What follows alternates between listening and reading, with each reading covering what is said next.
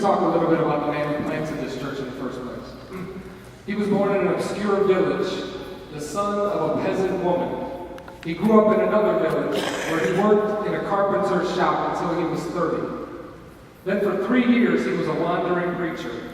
He never wrote a book, he never held an office, he never had a family or owned a house.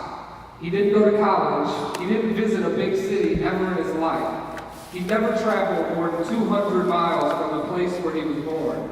He did none of the things that is usually associated with greatness in our world. He had no credentials in and of himself.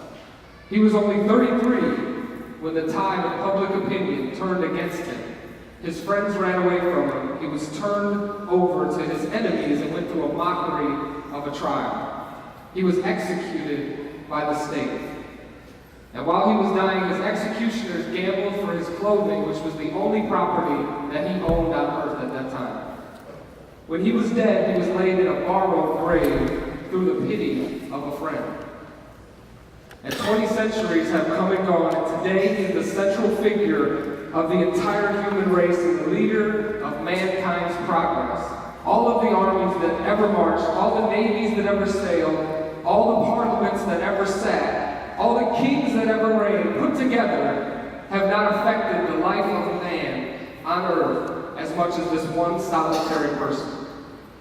I think that to rethink church, we need to rethink the man who established it. Because I think a lot of times when we think about God, when we think about church, or Jesus, or anything religious, we think about this religious atmosphere. We think about rules and regulations.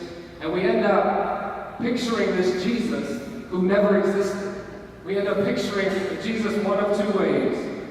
We either picture a Jesus who is a rule monger, who just wants to pick out everything in your life and say, oh, see, that's why you're horrible. All these things and just pick you apart. Or we see Jesus as some flower girl who really doesn't care. And yeah, he lets me do all these things, he can care less.